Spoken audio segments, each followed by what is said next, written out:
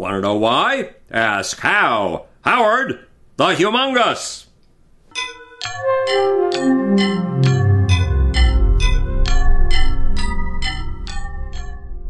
Tonight's episode is about the limits of knowledge. First off, let's look at the fundamental principles of life. What is life all about? Why is life worth living? Well, for me, life is worth living because of the two principles of my religion. My religion is science. And the first two rules of my religion are the truth at any price, including the price of your life, and look at things right under your nose as if you've never seen them before, and then proceed from there. Look at things or look for things that you and everybody around you take for granted, and then proceed from there.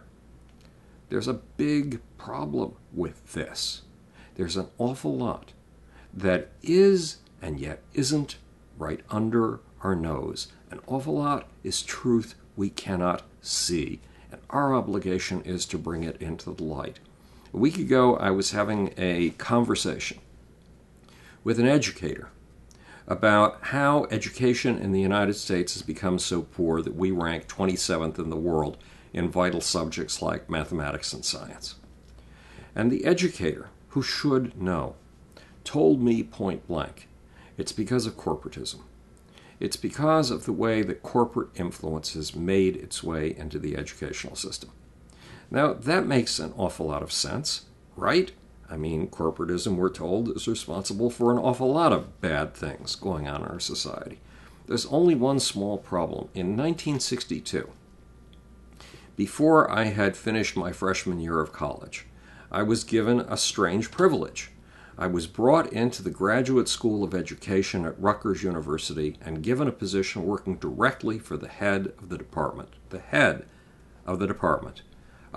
Doing independent research. I was allowed to do any research I wanted.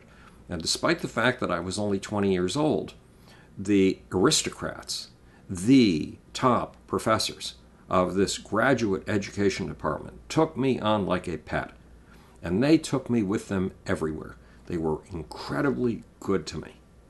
And one of the biggest things, one of the biggest tourist attractions for them came from a visit to Manhattan. Rutgers is over in New Jersey. And they took me to it. It was psychodrama. Why was a psychodrama episode? An episode of a form of theater that had grown out of Freudian psychology. Something that straddled the borderline between entertainment and therapy, with actually most of its toes in therapy and only one big toe in entertainment. Why was this so incredibly important to these guys that it was like a trip to Mecca? Because they had a philosophy of education. And in their philosophy of education, facts don't matter. Education is not about training kids in understanding and memorizing facts. Education is about one thing and one thing only: giving kids a positive self-image. What does that mean? That means that the guys who are teaching teachers at the top level at one of the most prestigious universities on the East Coast were teaching teachers that they didn't have to teach, that all they had to do was make kids feel good about themselves. How could anything possibly be wrong with that? Well, it turns out that the countries that are way up there on top in subjects like education or math and science, guess where their self-images are?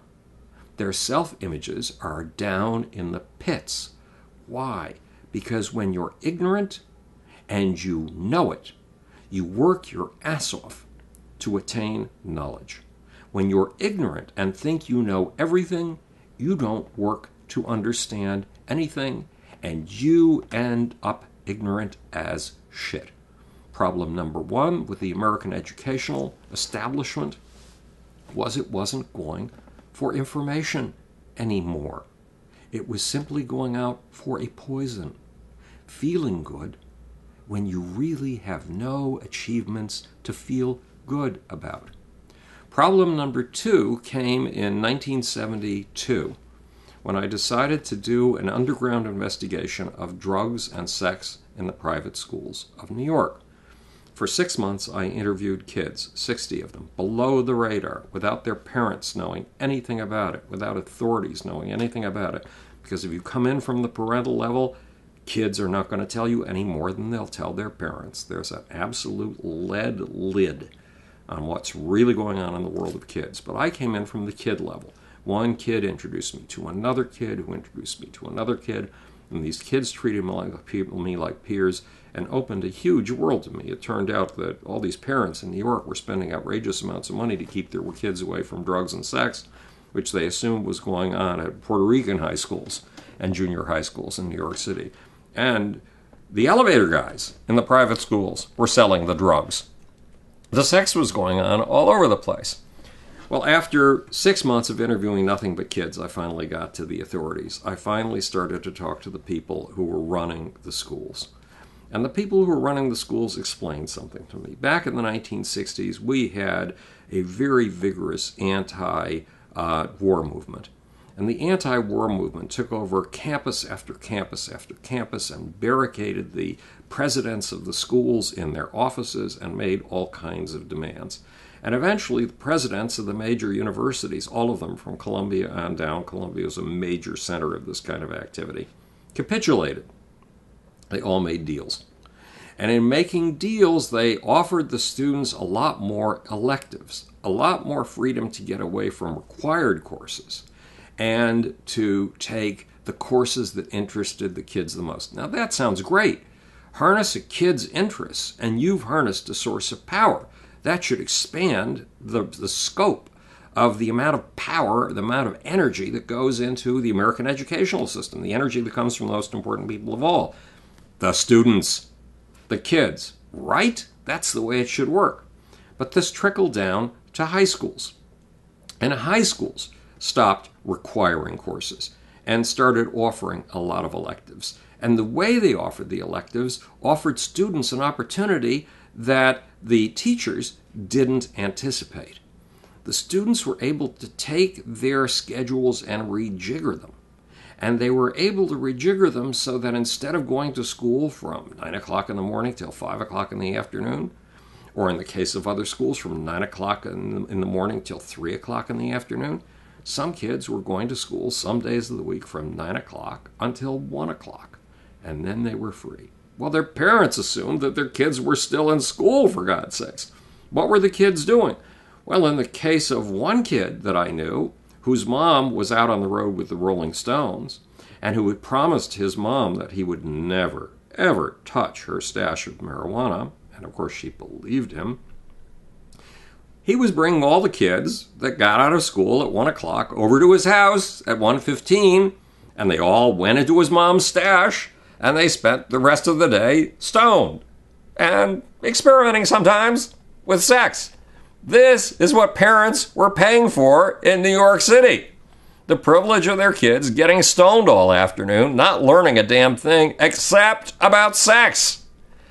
Now, admittedly, sex is a noble activity, and there are all kinds of things that you can learn from it.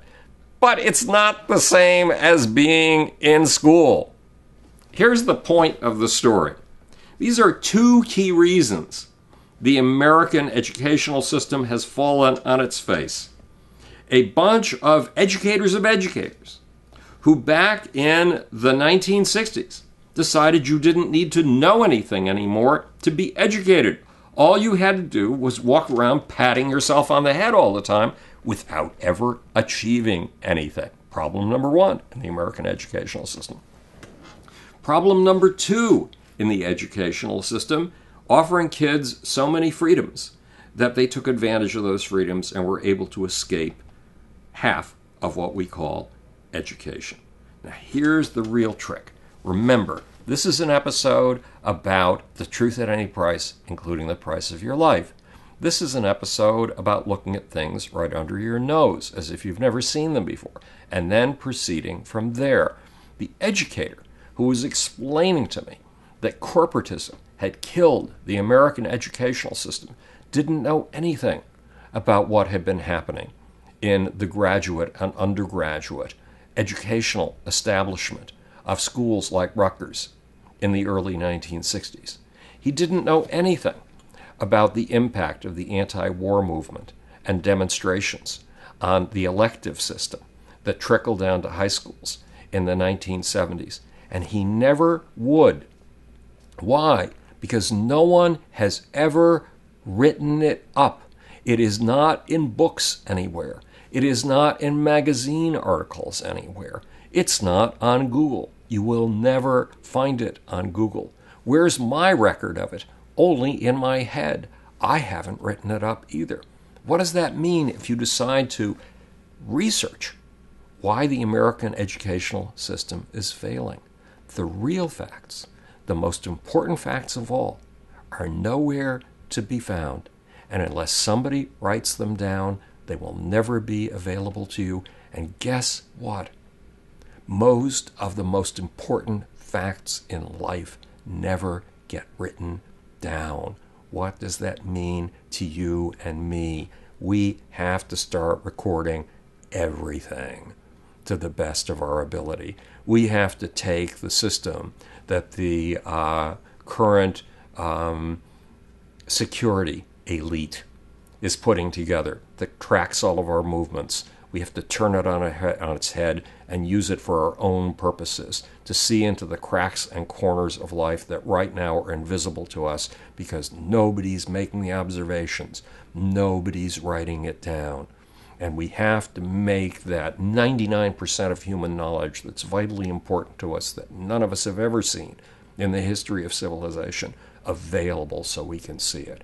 We have to get back to the truth at any price, including the price of your life, and the basis of it. Make the things right under your nose available so all of us can see them.